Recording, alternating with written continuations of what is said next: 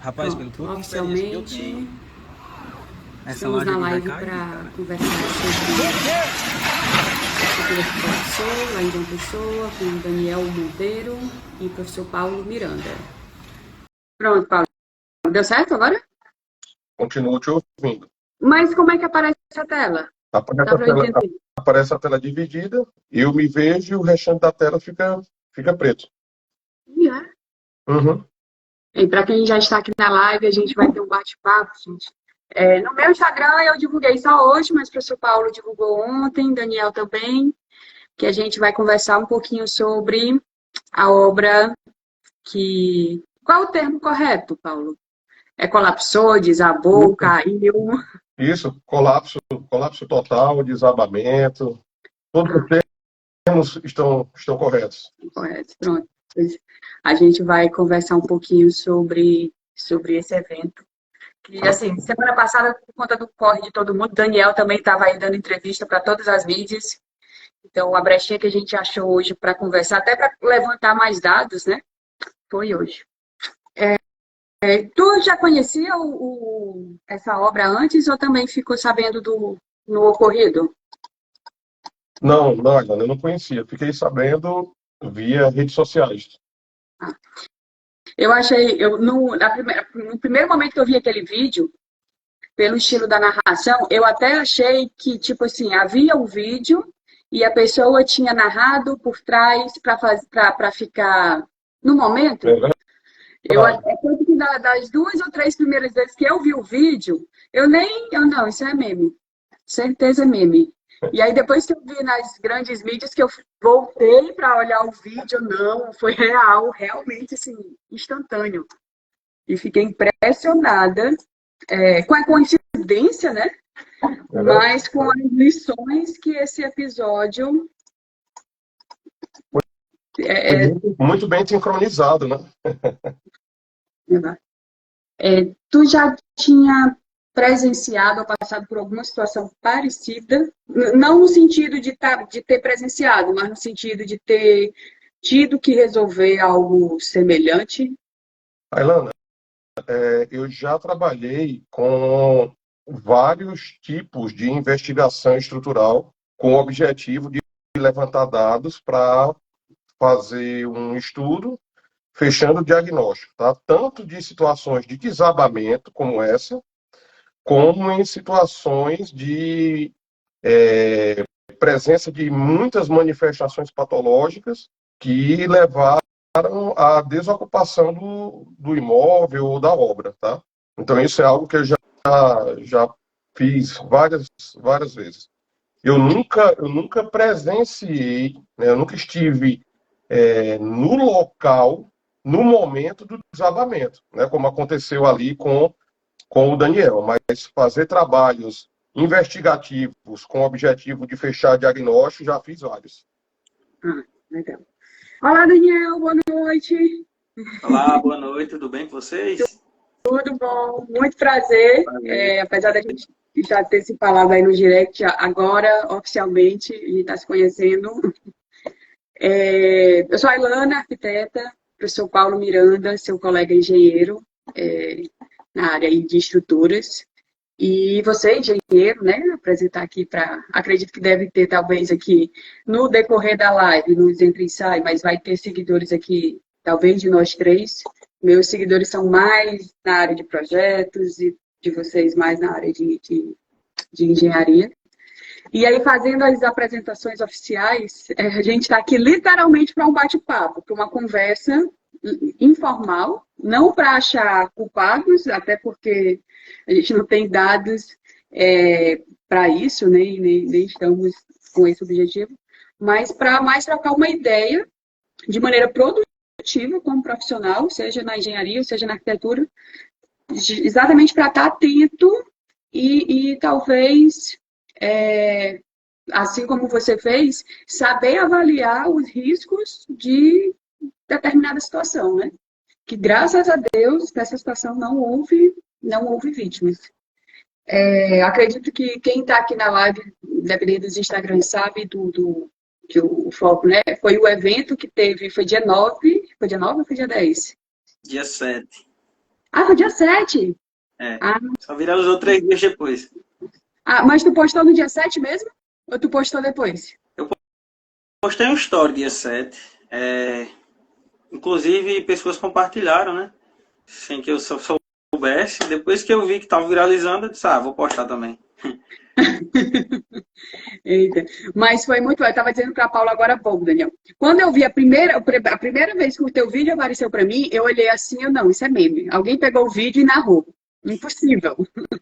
Aí depois apareceu de novo. Aí depois que eu vi as notícias mesmo, peraí, deixa eu voltar aqui para ver esse vídeo, porque foi muita coincidência. Foi boca de engenheiro, né? Como o pessoal estava brincando lá. E aí, gente, eu vou deixar que vocês se apresentem. Eu falei um pouquinho mais com o Daniel, que na verdade a história do Daniel é mais um testemunho do que uma apresentação mesmo. Achei muito bacana a tua história, Daniel. E depois o professor Paulo se apresente também para a gente estar conversando mais. Vou estar aqui como mediadora e como leiga, que apesar de eu ser arquiteta, né?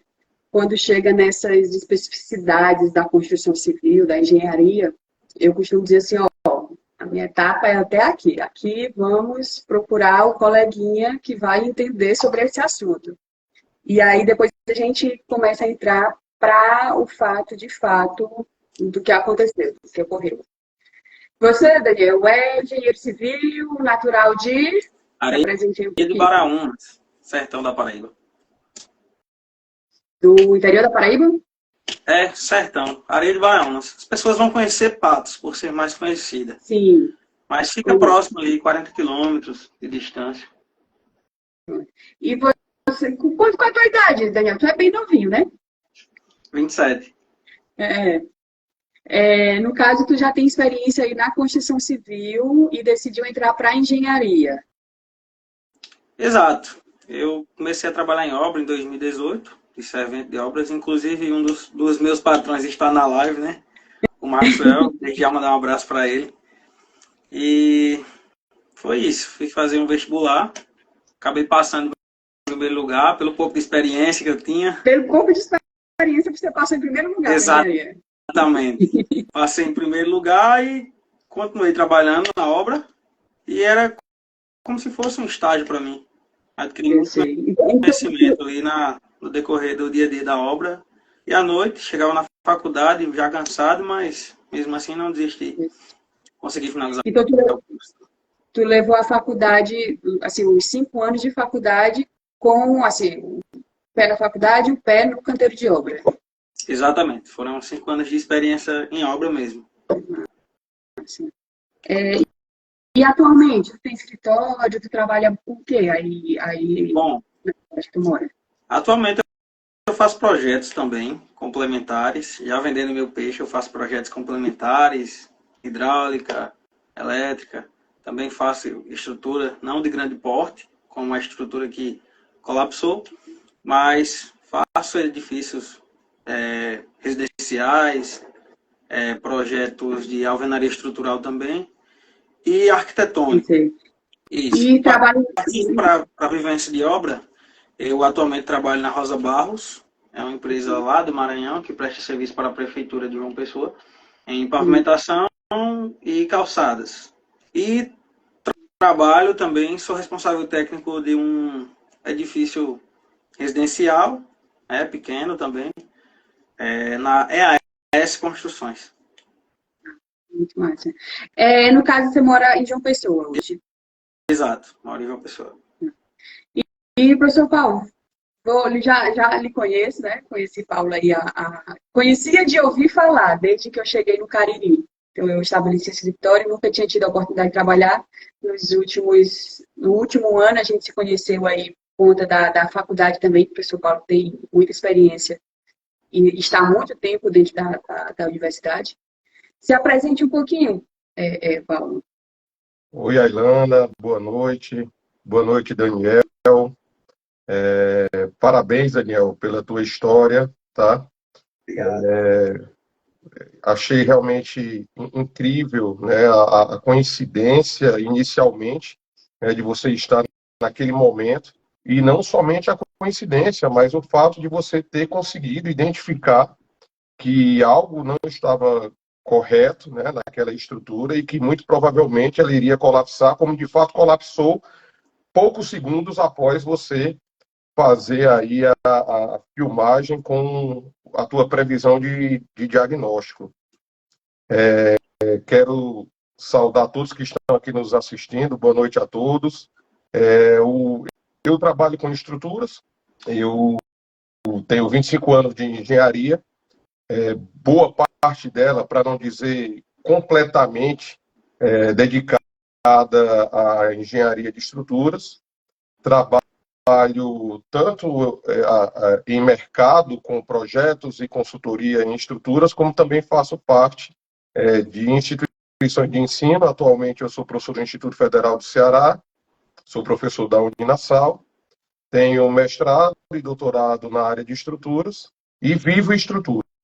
Tá? Meu dia a dia é esse, as disciplinas que eu leciono, né, os trabalhos que eu oriento, os trabalhos que eu reviso a nível de congresso, revista, enfim, é o meu dia a dia, a minha vida. Eu costumo dizer que tudo que eu tenho vem diretamente ou indiretamente da engenharia estrutural.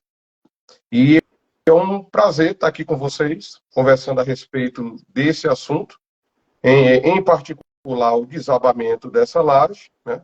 Tentar colaborar de alguma forma aqui com informações sobre esses indicadores, né, de riscos estruturais, ouvir um pouco mais do que o Daniel tem para nos dizer, tentar colher informações para gerar aqui algumas hipóteses e, além disso, falar um pouco também a respeito dessas situações, como eu falei para a Ilana aqui no começo da live, como eu já vivenciei várias oportunidades de trabalho em que eu fiz investigação estrutural, ensaios de materiais, modelagem e diagnóstico, né, alertar aí para as pessoas alguns aspectos nesse sentido e fazer aí alguns comentários relacionados à atuação da engenharia e da arquitetura no sentido de também evitar que esse tipo de situação aconteça. Eu posso continuar seguindo aqui, Ailana? Pode continuar. Como eu falei no início, eu tô como leiga, então talvez eu vá ser aqui porta-voz de alguns dos seguidores que não tenham tanta expertise como vocês na área da engenharia.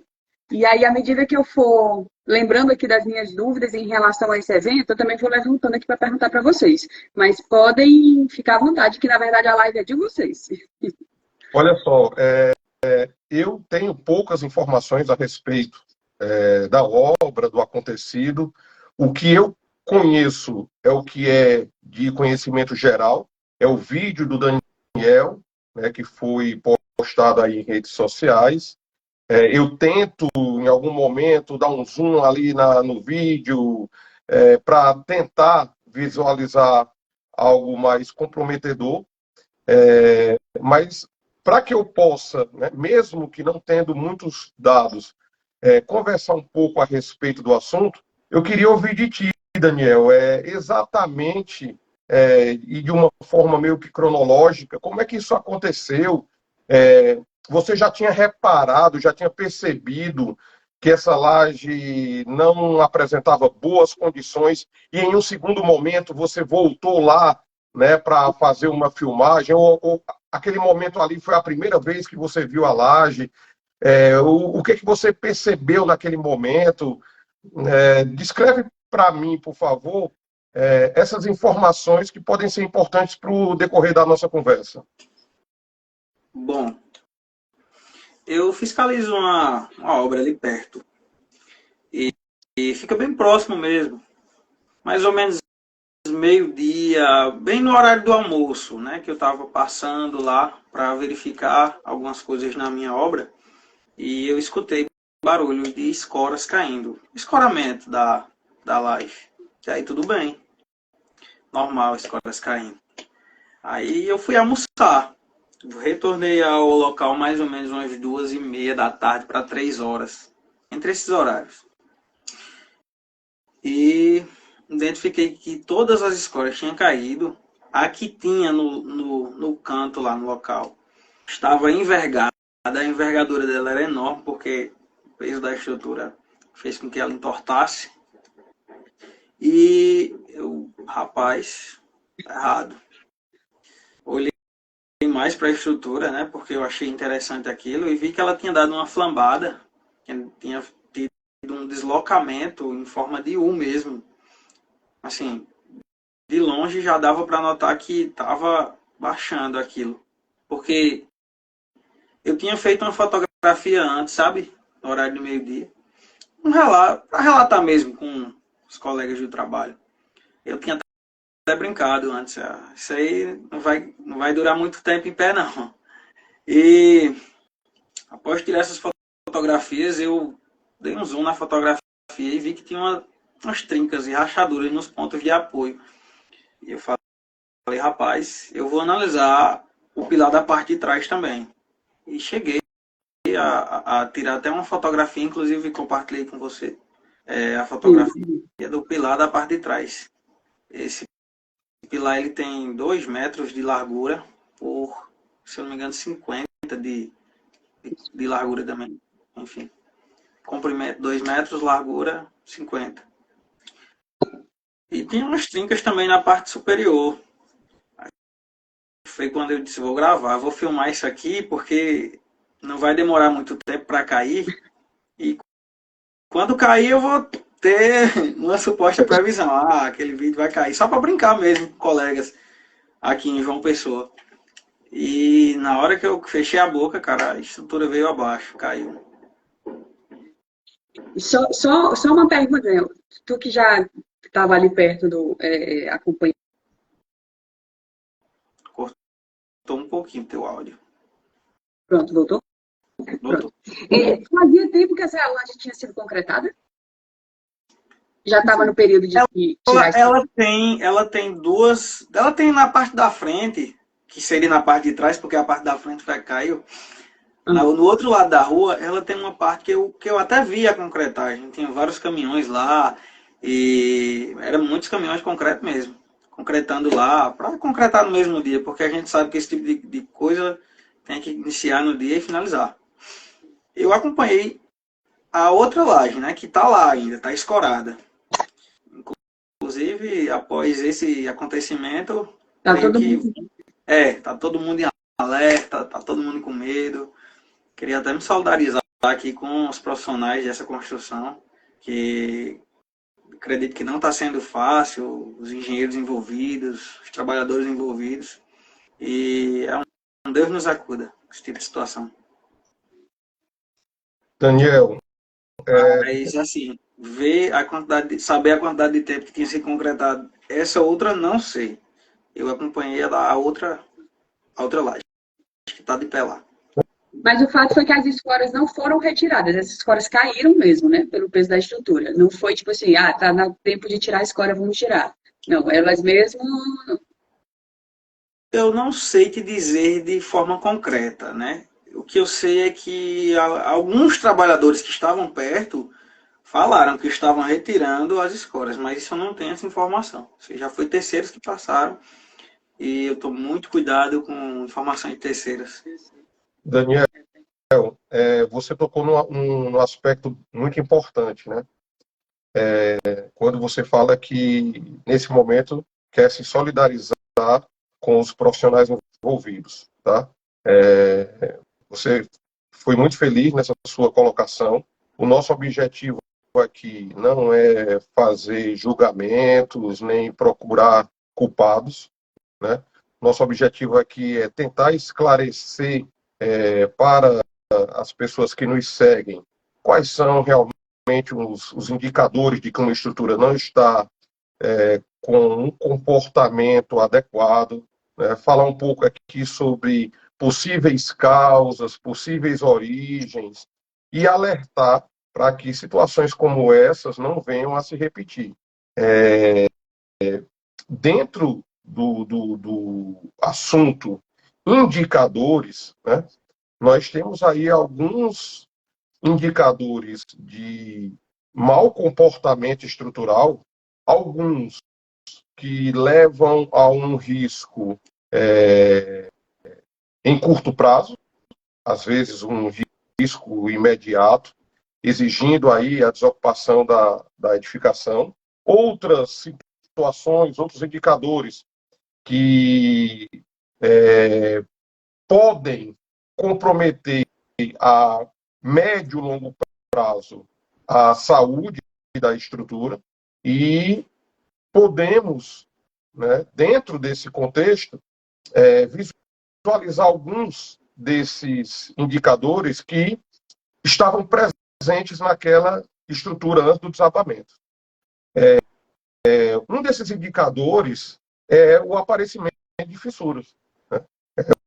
Uma estrutura, quando apresenta fissuras, essas fissuras podem ser fissuras simples, de pequenas aberturas, às vezes fissuras até previsíveis, né, já previstas lá no modelo de cálculo, em função da limitação da resistência do concreto à tração. É tanto que a norma de projeto de estrutura de concreto, a NBR 6118, ela estabelece os limites máximos de abertura. Obviamente que em situações em que nós temos, como, por exemplo, a necessidade de estanqueidade, como um reservatório, por exemplo, nós temos que dimensionar e detalhar a estrutura de forma que as aberturas de fissuras não venham a comprometer o funcionamento da estrutura. Mas em outras situações, é possível sim, já no modelo de cálculo, fazer uma previsão, né, de aberturas de fissuras aí da ordem de 0,2, 0,3 milímetros. Isso depende também da classe de agressividade onde a estrutura está inserida.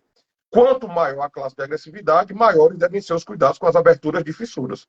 Mas aí eu estou falando de aberturas de fissuras de pequenas, de poucos milímetros, né, que não comprometem o funcionamento da estrutura, nem a segurança. Diferente disso, você perceber a formação de fissuras, tá? Normalmente já fissuras de maiores aberturas, em locais onde aquelas fissuras não foram previstas. E aí é importante a gente pensar no seguinte: olha, quando a fissura vai comprometer a estrutura? Isso depende da localização onde ela surge, da direção da fissura, depende da abertura, depende da quantidade, da cronologia de formação dessas fissuras.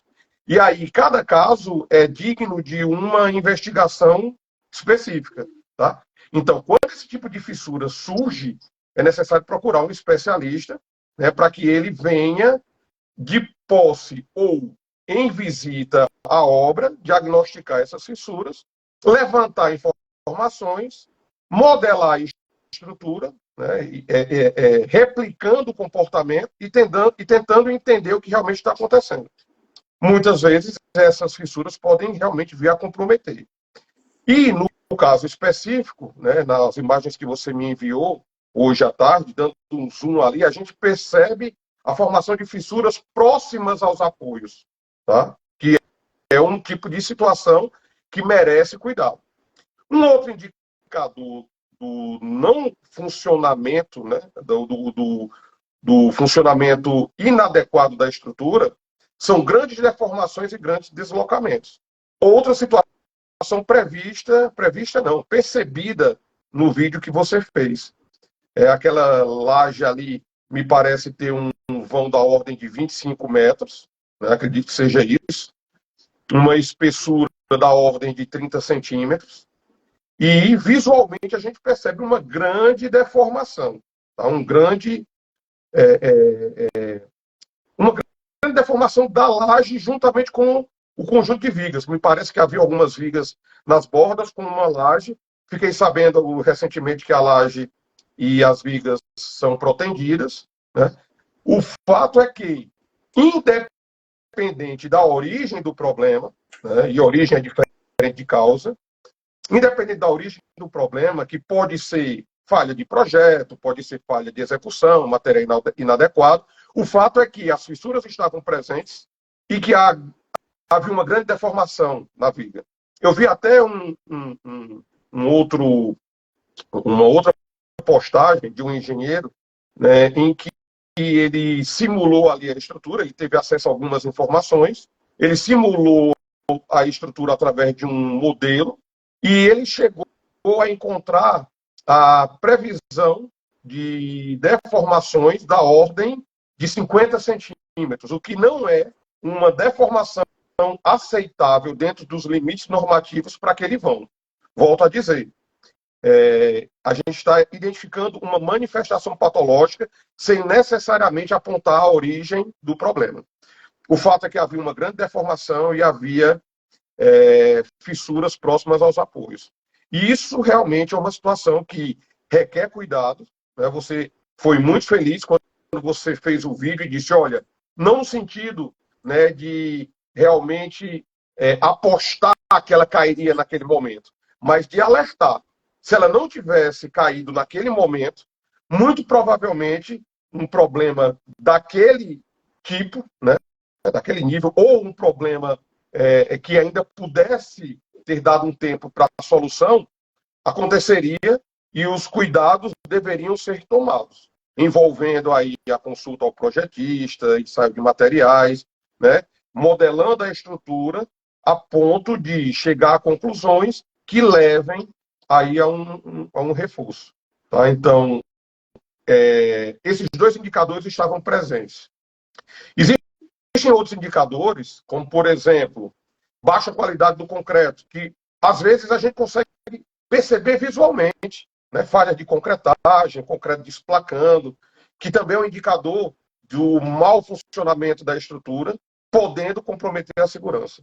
Em outras situações, a gente nem consegue perceber a má qualidade, a não ser que seja através de um ensaio investigativo, destrutivo ou não destrutivo, coletando amostras, fazendo ensaios lá na própria peça, e a gente pode chegar à conclusão de que a qualidade do concreto em termos, por exemplo, de resistência, não foi alcançada.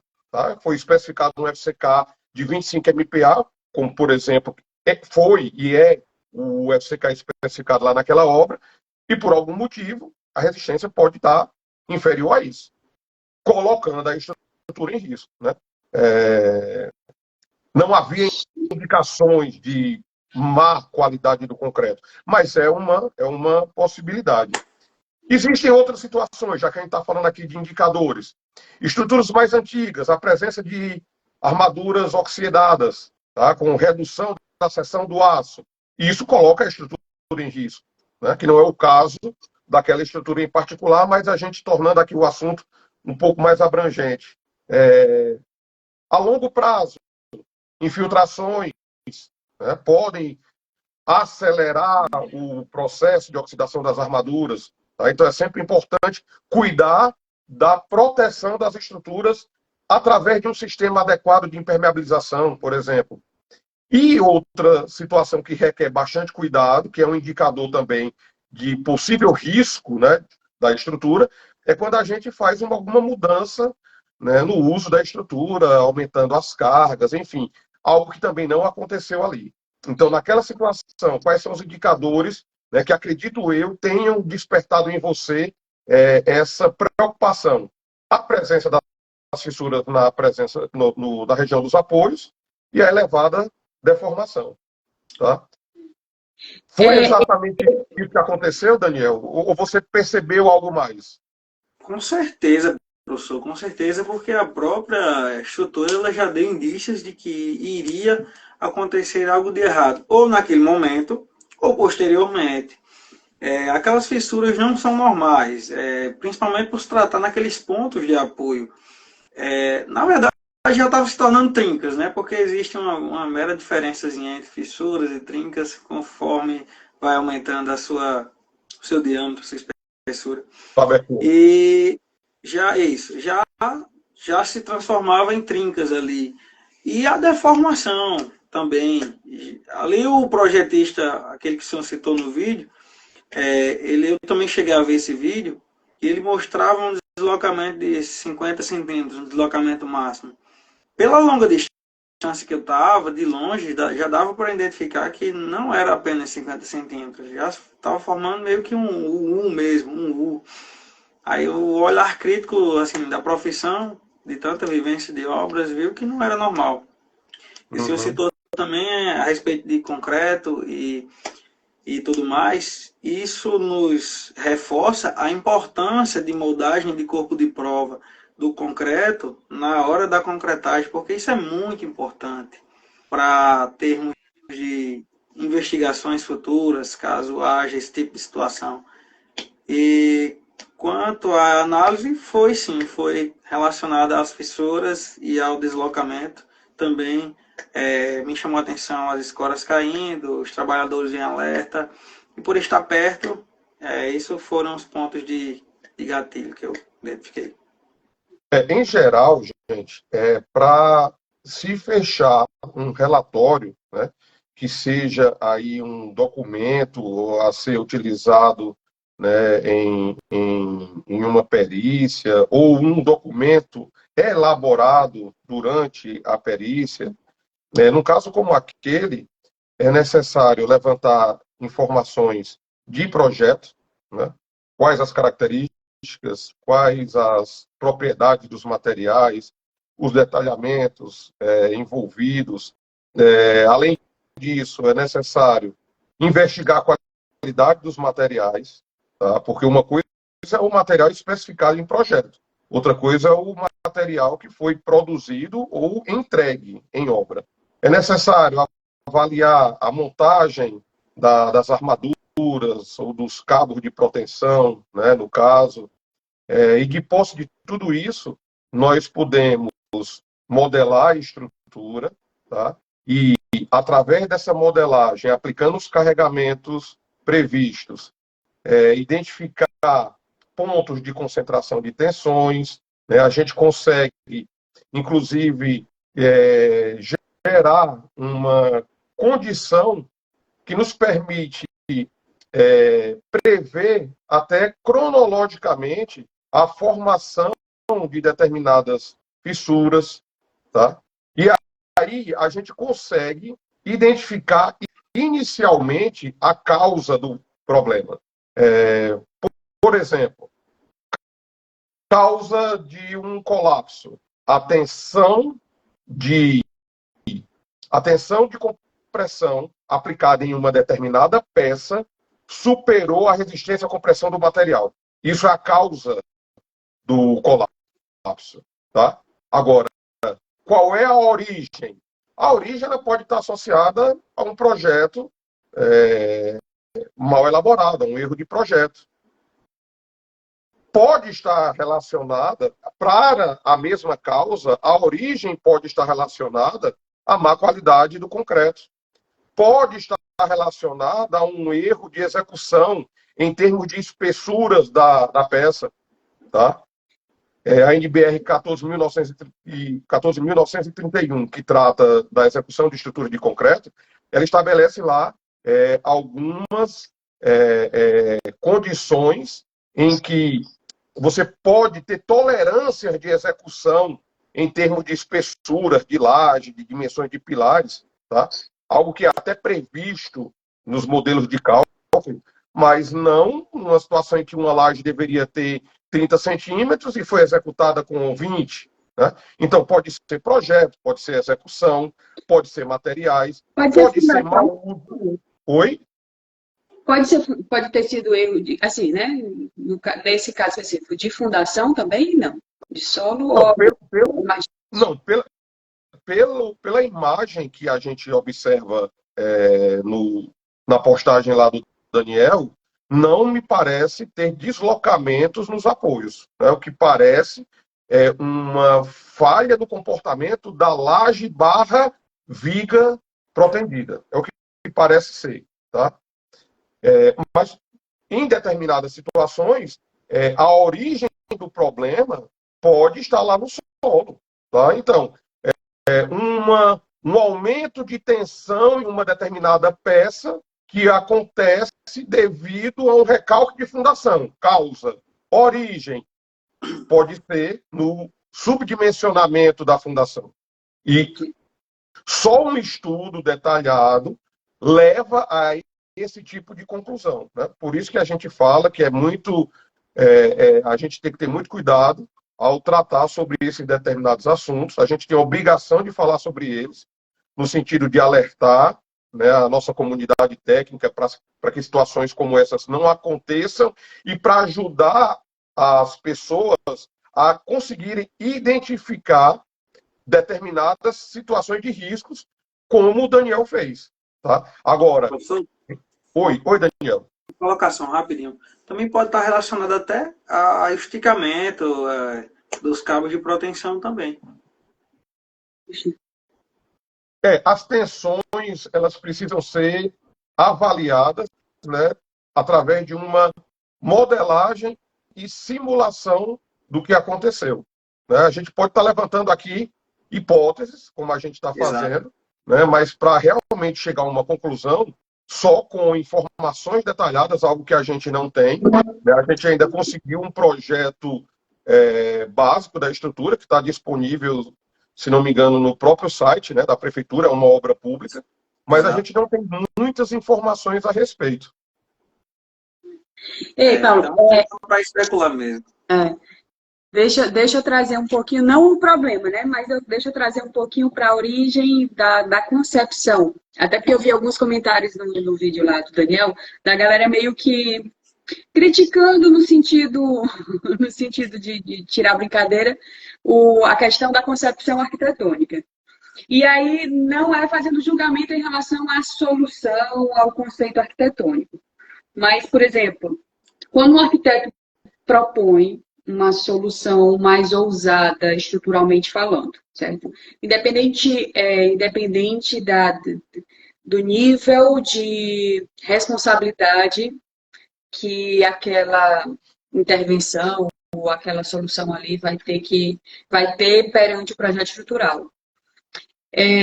Até onde cabe essa importância dessa comunicação de tipo assim, o arquiteto, fiz lá, eu sou arquiteto, eu quero um pórtico que dê essa impressão, nessa proporção, até a gente não viu o 3D completo, mas eu achei sim legal ter um pórtico de entrada imponente para uma edificação religiosa.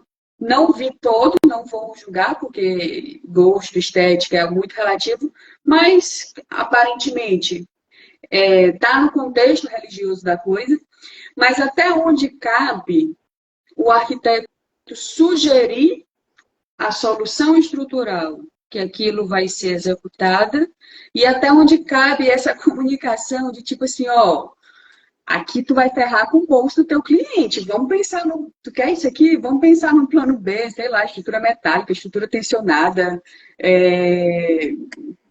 faz um bem bolado aí para dar um pouco mais de apoio. Isso poderia, se tivesse conversado, se tivesse sido analisado, poderia ter sido evitado no sentido de, tipo, é mais fácil ter resolvido lá na mesa do arquiteto ou não. Está concebido, está aprovado, quer desse jeito, vamos, a engenharia, a construção civil corre atrás de executar. Na opinião de vocês, e aí eu quero a opinião de vocês dois, até onde cabe esse freio na concepção. Eu não vou dizer um freio, eu vou dizer essa comunicação entre profissionais para estar... essa comunicação entre os profissionais, de uma forma geral. Respondo primeiro a você, Daniel. Eu sou a favor de pilares, Paulo. Eu sou a favor de segurança, sabe? E assim, para esse tipo de solução de obra, eu optaria por estrutura metálica ali. Por ser uma coisa mais fácil de executar.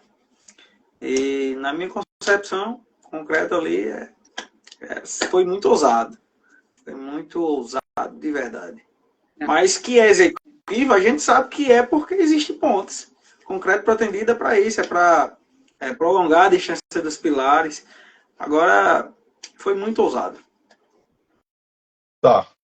Sobre essa tua pergunta, Helena, primeiro, coincidentemente, né, eu estou trabalhando alguns meses em um projeto de um templo, tá?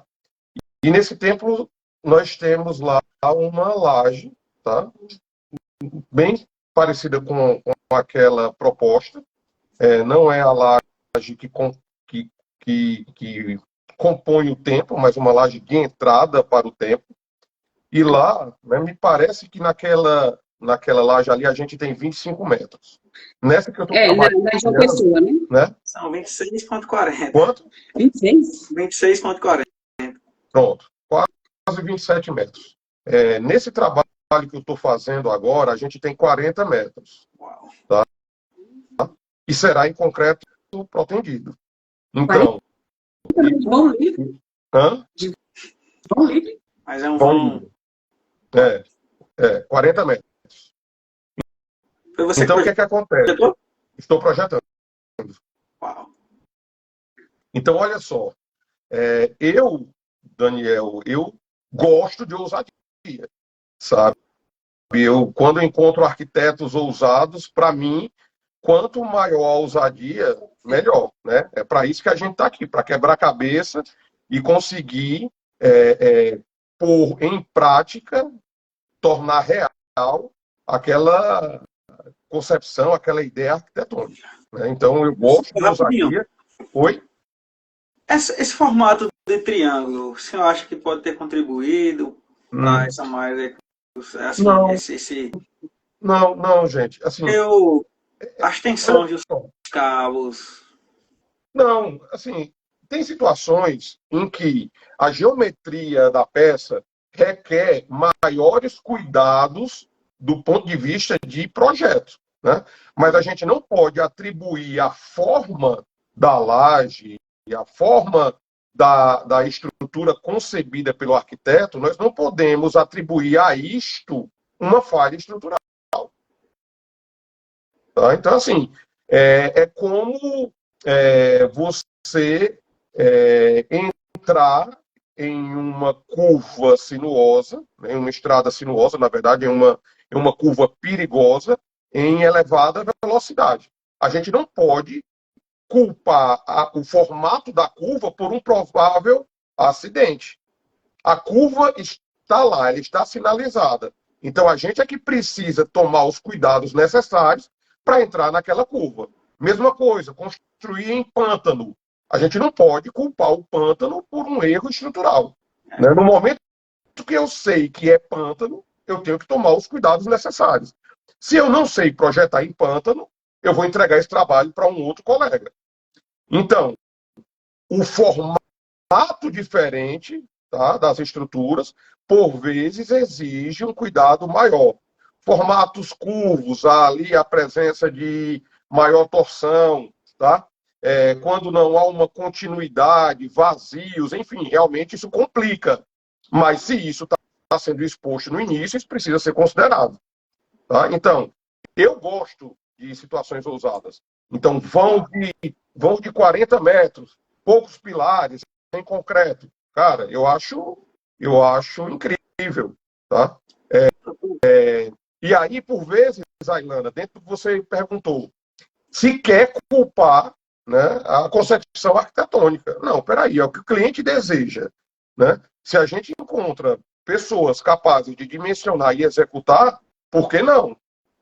Né? Então, peraí, a estrutura seria mais segura em aço ou em concreto? Ela tem que ser, gente, igualmente segura, independente da solução adotada, do sistema estrutural adotado. Isso aí é uma premissa básica. Né? Então, a gente pode sim fazer uma laje como aquela, Ailana, sem problema algum. Agora, quando a gente parte para essa abordagem, né, a gente está, de certa forma, assumindo que o problema foi de projeto. Tá? Não sei se o problema foi de projeto estrutural. Mas, considerando que fosse, né, a gente pode estar, então, agora levando para um caminho que seria essa conversa, essa compatibilização entre a ideia arquitetônica e a possibilidade estrutural. Muitas vezes precisa ser alinhado, ajustado.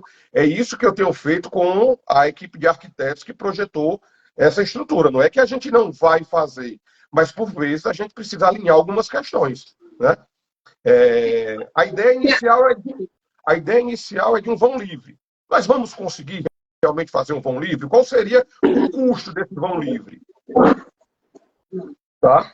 É exatamente quando chega nessa questão do custo, porque às vezes assim, a gente, como arquiteto, sei lá, concebi, o cliente adorou. Quando a gente chega para a solução estrutural que vai colocar aquilo de pé, às vezes o cliente dá, assim, eu não vou nem dizer o cliente, mas às vezes eleva aquilo que estava estimado. No caso, nesse ponto, por custo, caberia uma conversa de soluções alternativas no sentido de tipo, ó, o protendido resolve essa tua estética por X. O aço resolve por meio X ou por 2X. Porque também vai depender de disponibilidade, mão de obra, material, logística. Eu sei que tem uma série de coisas, quer dizer, eu sei não, né? Eu imagino que tem uma série de coisas que interfira nessa questão do orçamento. Mas o fato é que, independente de ter sido conversado ou não, de um reajuste de concepção, aquela solução, assim, aquela solução arquitetônica ali que foi para projeto era para ter sido resolvido. Não foi o fato dela ser grande que ela caiu. Ela poderia ter sido ali e está lá, estava do mesmo jeito. Você também tem várias obras aqui no Brasil, né? Sim, Helena, pode sim. É assim, olha só, eu sou professor há 24 anos e ano passado eu tive, né, a experiência de, pela primeira vez, ser professor num curso de arquitetura. E aí eu acho Sim. incrível e acho muito importante esse contato do arquiteto com os sistemas estruturais, para que ele tenha noção de pré-dimensionamento, para que ele, tendo noção de pré-dimensionamento, ele possa prever custos. Porque, às vezes, o que é que acontece? O arquiteto ele está ali criando algo, não estou fazendo crítica à arquitetura, longe disso, né? Eu estou deixando claro que o arquiteto, ao prever uma concepção, ele precisa já ter noção do custo que aquilo terá na hora de apresentar para o cliente. Para evitar que, depois do cliente aprovando aquela solução, em contato com a equipe de engenharia estrutural, ele venha descobrir, né, que aquilo ali estoura o orçamento dele. Então, realmente, é necessário que o arquiteto tenha essa ideia, não só de custo, mas também de espessuras, de vãos, tá? Para que a gente possa ajustar algumas coisas junto com a engenharia estrutural e não fazer uma mudança completa. Então, olha só, num caso como esse, que a gente está falando de grandes vãos, poxa, eu posso adotar diferentes materiais, eu posso, dependendo da situação, colocar algum apoio interno, e esse apoio tem que ser trabalhado junto com a arquitetura, né? Imagina só, uma laje de entrada em um templo. A gente não vai ali colocar um pilar como se eu estivesse fazendo um galpão industrial. Então, se houver a necessidade ou for interessante adicionar pontos de apoios intermediários, que isso seja feito junto com a arquitetura, um formato diferente. Eu posso, inclusive, mudar os vínculos da minha laje ou da minha viga, engastando o meu elemento horizontal no elemento vertical, que são os pilares, mas ao gerar esse tipo de vínculo, eu vou precisar de apoios mais robustos. Então a gente vai ficar ali conversando sobre o que é melhor, uma laje mais esbelta e um apoio mais robusto, ou uma laje, né, de maior espessura e um apoio mais esbelto. Enfim, são possibilidades. O que acontece constantemente, aí eu quero alertar os arquitetos e engenheiros que estão assistindo essa live, é o seguinte: isso aconteceu muito comigo, ainda acontece, só que a minha reação a isso é completamente diferente 25 anos depois de formado. Mas olha só, Ilana, no início das nossas atividades profissionais, engenheiros e arquitetos, nós ainda não temos muita segurança daquilo que somos capazes de fazer. E, por vezes, a gente fica sem querer dizer, né, para o nosso companheiro ali de trabalho, a gente está criando algo juntos, eu me sinto, por vezes, ou eu falo o engenheiro recém-formado, de pouca experiência, ele se sente, às vezes, inseguro de dizer, olha, essa laje, com essa espessura que você está propondo, não vai dar. Né? Ele se sente ali como que na obrigação de fazer acontecer, mesmo que todas as respostas da modelagem, da simulação, digam o contrário. E, por vezes, ele ainda escuta do arquiteto, né, quando ele começa ali a discutir sobre o assunto, olha, eu acho que essa laje não vai dar certo. E aí pode ser que ele escute do arquiteto. Olha, pois eu conversei com um engenheiro tal, que é fulano de tal, e ele disse que dá. Cara, nesse momento, né, se o engenheiro não tiver segurança do que faz e do que sabe, ele pode se deixar levar por isso, né, achando que, pô, o problema então sou eu não estou sabendo exatamente como fazer. Se fulano diz que consegue, e ninguém nem sabe se esse fulano realmente foi procurado e diz que, que consegue, né, realmente faria. Então, é necessário ter posicionamento dentro daquilo que você conhece, tá? Os nãos que a gente diz na nossa profissão, eles formam o profissional que nós somos hoje, que seremos amanhã. Se eu não sei fazer aquilo, eu tenho que dizer, olha, cara, isso não dá. Ou porque eu não sei, ou porque eu tenho segurança de que aquilo ali é uma informação incoerente. Já aconteceu comigo algumas vezes, Ailana, de alguém chegar e dizer, olha aí, isso aqui dá para fazer com espessura tal. Cara, não dá. Não, mas quem disse foi fulano de tal, que já projetou isso, aquilo, outro. Cara, se ele disse que dá para fazer assim, procura esse teu engenheiro e pede para ele fazer, porque não dá para fazer. E depois a gente vai descobrindo que realmente aquele engenheiro não foi consultado, era mais uma tentativa, né, de extrair uma informação de alguém, né, que poderia dar mais de si. Você se coloca naquela dúvida, peraí, será que eu estou dando o meu máximo? Será que eu sei exatamente? Ou Não sei. Que deu certo num projeto, mas não para aquele, né? Ou não. Exato. Né? E a mesma coisa acontece na outra via, né? Às vezes o arquiteto também ainda sem muita segurança, sem muito conhecimento, ele pode às vezes ouvir de um engenheiro que, olha, isso é impossível de fazer, você tem que colocar um pilar central. Poxa, será que tem que colocar esse pilar? Né? Eu não estou me deixando levar por uma informação de alguém que quer me conduzir à resposta dele, né? Enfim, quando esses problemas de projeto acontecem, podem estar relacionados a isso, né? A falta de segurança no que se diz, no que se faz e nessa conversa alinhada. Daniel ia falar alguma coisa.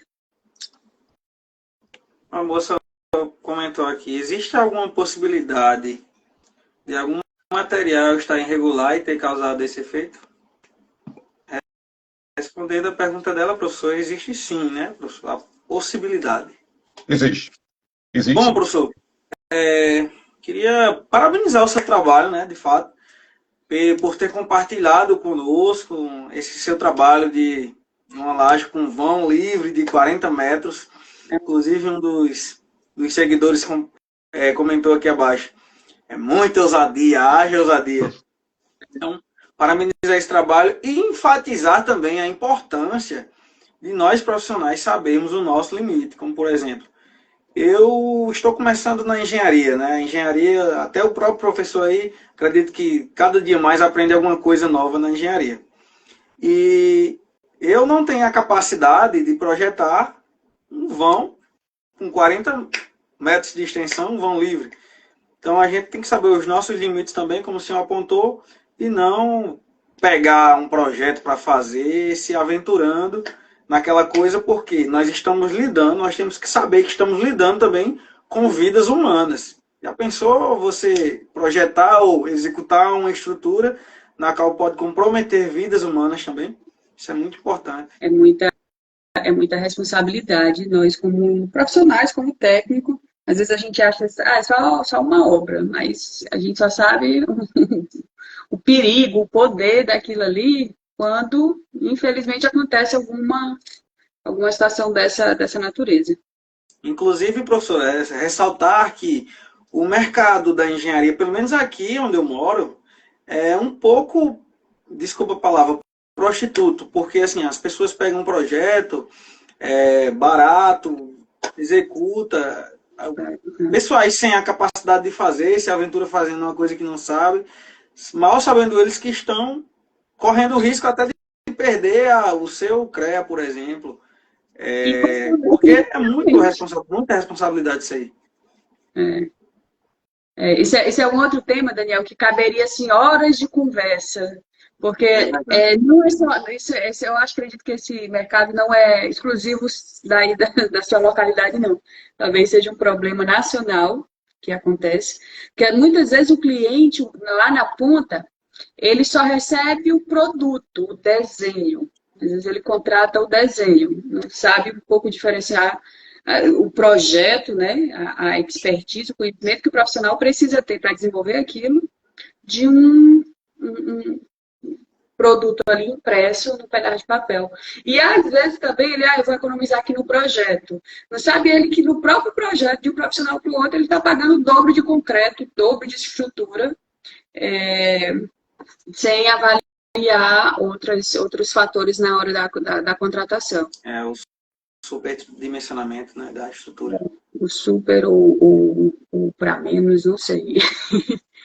Mas, gente... Super ou tube, né? Foi muito massa a conversa com vocês, os esclarecimentos. Tirou muita dúvida sobre o evento lá, de fato, do colapso, Daniel, que você presenciou. Depois eu quero conhecer, Paulo. Tu tinha comentado, é exatamente o projeto daquela arquiteta que a gente vai marcar o podcast? Da arquitetura... Não, ali eu já trabalhei com ela em um pré-projeto, em uma consultoria também de um templo religioso, tá? Em Recife. Mas não é esse, não. Mas esse de 40 é aqui no Ceará ou é fora? Ceará. Nossa. Depois a gente passa o projeto. Depois a gente conversa a respeito do projeto. Certo. Como é, Daniel? Oi, Daniel. Você usa o Beric, TQS, CPCAD, calcula na mão? Não, dos programas nacionais eu uso o Eberic. Eu também. Tá? Aí eu trabalho também com o Adapt, tá? em proteção. Trabalho com o SAP e trabalho com alguns outros programas internacionais. Programa nacional, o que eu uso é o Eberic. Show. Pois é isso. Se alguém tiver mais alguma pergunta aí nos comentários, depois eu vou editar essa livezinha em vídeo para deixar na horizontal e deixar lá no YouTube. O professor Paulo está organizando, começando a organizar agora o canal dele no YouTube para colocar conteúdo específico de engenharia estrutural. Então, quem tiver por aqui ainda, que quiser já se inscrever no canal, eu vou bota no perfil, Paulo. Depois bota o linkzinho no stories teu, para o pessoal seguir o canal. Coloco sim. Se inscrever. E aí começar a botar as aulas lá também, estrutura. E, por favor, estrutura com foco e com a linguagem para arquiteto. Porque, assim, uma coisa... Eu sempre trabalhei com engenheiro. O Wagner até entrou aqui, assim que eu cheguei no Cariri, eu não abri escritório com arquiteto, eu abri escritório com engenheiro. Então, eu sempre tive essa comunicação muito boa. E é muito importante, porque no começo a gente quer saber entender de tudo. Então, como eu estava caminhando com o engenheiro, eu entendi realmente que o meu mundo é enorme do que eu preciso saber, e o mundo dele, que ele precisa saber, também é enorme. Então, quando começava a passar da arquitetura, meu amigo, daqui eu não entendo mais nada. Fale com o fulaninho. Eu só estou aqui para saber até aqui. Até durante a obra mesmo. Só me chame do reboco para frente. Até começar o reboco, por favor, deixe o engenheiro na sua obra. Me chame só para visitar. Ilana, e quero ressaltar a importância do projeto construído a 4 mãos. Tá? Por muito tempo, né, os escritórios de arquitetura trabalhavam ali o projeto arquitetônico, e às vezes já consideravam aquilo ali como concluído. Depois esse projeto era passado para os complementares e nem sempre havia um retorno de informações. Isso gerava muito conflito, muita incompatibilização, muita incompatibilidade, na verdade, retrabalho, o resultado não era bom para o arquiteto, para o engenheiro, para o cliente, né? Então, ainda bem que ultimamente a gente tem conversado muito sobre compatibilização de projetos, interoperabilidade, e isso é algo que é extremamente necessário, tá? A gente trabalhar um projeto desde o início, porque essa consulta que o arquiteto faz ao engenheiro de estruturas já permite que, na concepção arquitetônica, os volumes, os vãos, as espessuras já estejam realmente próximas do que será no momento do dimensionamento e detalhamento. E aí os volumes, né, a volumetria, os detalhes, eles passam a ser construídos juntos. E isso todos têm a ganhar, né? Essa ideia de que arquiteto e engenheiro conflitam constantemente, né? A gente vê vários memes com relação a isso. Gente, eu não tenho nem nunca tive nenhum problema com nenhum parceiro arquiteto, arquiteta. A gente sempre trabalha juntos, compatibilizando, e o resultado é bom para todo mundo, gente. O resultado é bom para todos. É. A engenheira Elaine que até comentou alguma coisa sobre BIM. Outra parceria também com o Paulo Roberto. A importância do BIM, meu povo, a gente está em 2025, quando a gente vê as possibilidades de agilidade, de identificação de conflitos entre projetos dentro do BIM, não justifica mais o engenheiro ou arquiteto hoje utilizar o AutoCAD como ferramenta ainda de desenho. É muito mais barato para a gente enquanto profissional, no sentido tempo, e muito mais barato para o nosso cliente, no sentido da gente fazer essa compatibilização, seja o arquiteto, o gestor, o engenheiro que vai compatibilizar, mas juntar esses projetos. Eu também tenho uma parceria com o professor Paulo Roberto, com projetos de instalações, coisas mais relacionadas a projetos complementares, elétrica, hidrossanitário. E essa compatibilização, ela traz uma economia, assim, para a gente profissional de tempo sem tamanho. E para o cliente final, a gente, a depender do que a gente, lógico, né, fechou de entrega, de entregar aquele projeto mais real possível, no sentido de quantitativos, no sentido de tudo. E é isso. Alguma colocação mais, Daniel? Muito bom. Muito obrigada por ter aceitado o convite, de estar trocando essa ideia e estar trazendo essas informações para a gente. Bom, para finalizar, eu quero agradecer a Deus pela oportunidade, agradecer a todos os seguidores que estiveram aqui também presentes na live, todos vocês de coração, vocês que torcem a favor, vocês que acompanham a trajetória, né? Agradecer a presença de vocês também, mais conhecimento adquirido na live com o professor Paulo, que Deus continue abençoando, lhe dando muito mais conhecimento. Amém. E compartilhando conosco também, né? Amém. Gente, muito obrigada, viu? Obrigado a todos que nos acompanharam aqui.